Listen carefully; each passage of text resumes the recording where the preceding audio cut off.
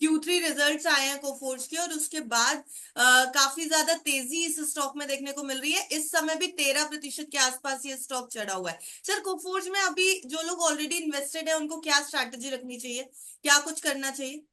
देखिए 50 day moving average के नीचे 7 दिन का बॉक्स बनाया था और बड़े वॉल्यूम से बॉक्स बनाया था, तो ये लग रहा था कि ये स्टॉक डिस्ट्रीब्यूट हो रहा है।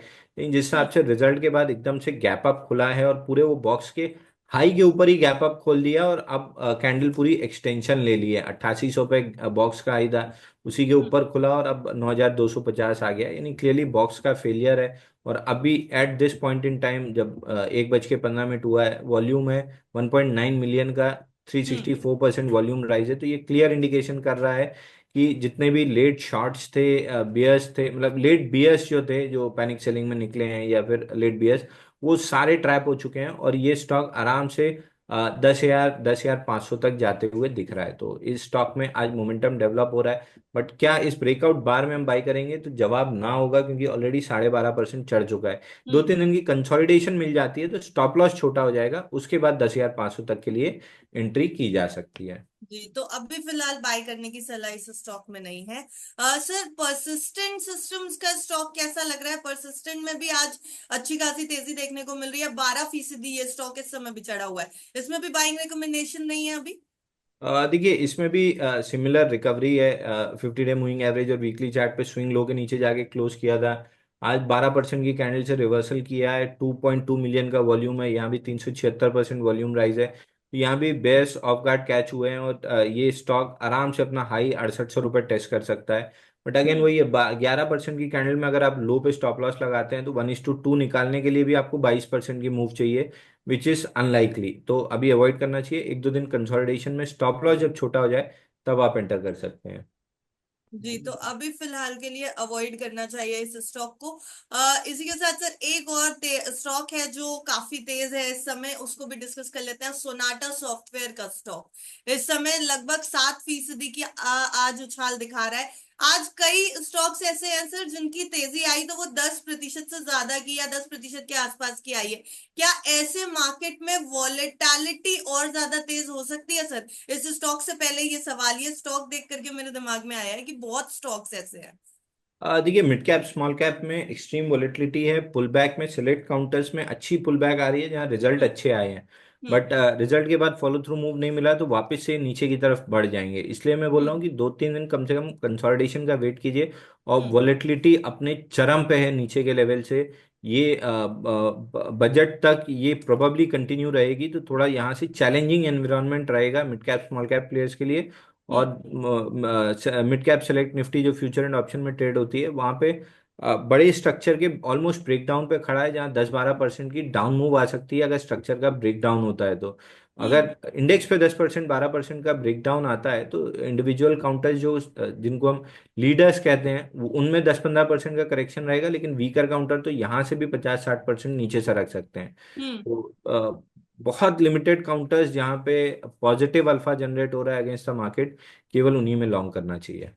जी। वैसे सर सोनाटा सॉफ्टवेयर में अभी क्या करें? लगभग 7% की तेजी तो दिखा रहा है। क्या यहाँ पे बाइंग रिकमेंडेशन देंगे?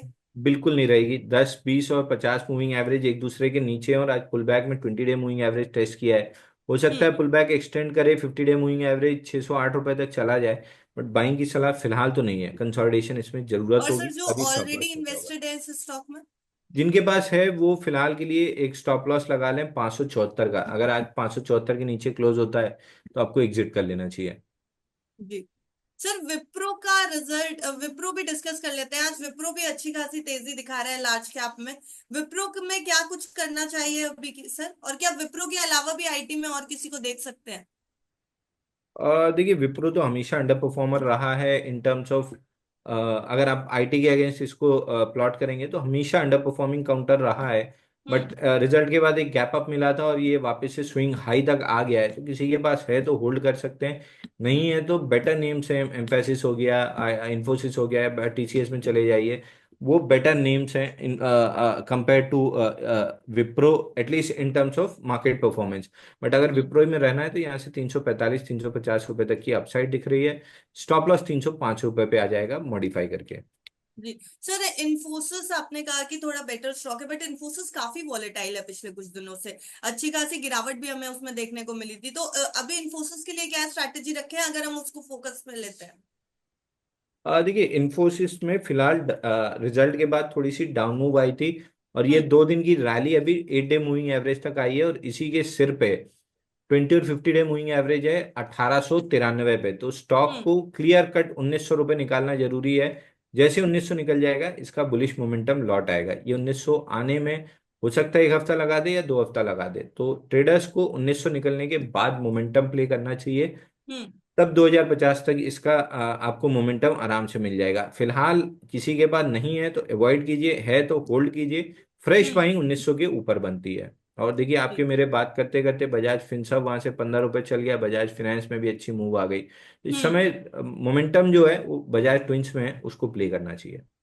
जी, तो बजाज फिनसर्व और बजाज फाइनेंस का यहाँ पर मोमेंटम देखते हुए यहाँ पे रिकमेंडेशन है सर। कुछ कमेंट्स भी आए हैं, एक बार उनके ऊपर भी नजर डाल लेते हैं। शर्मी जोशी जी हुडको के बारे में पूछ रही हैं, एवरेज कर सकते हैं क्या हुडको को?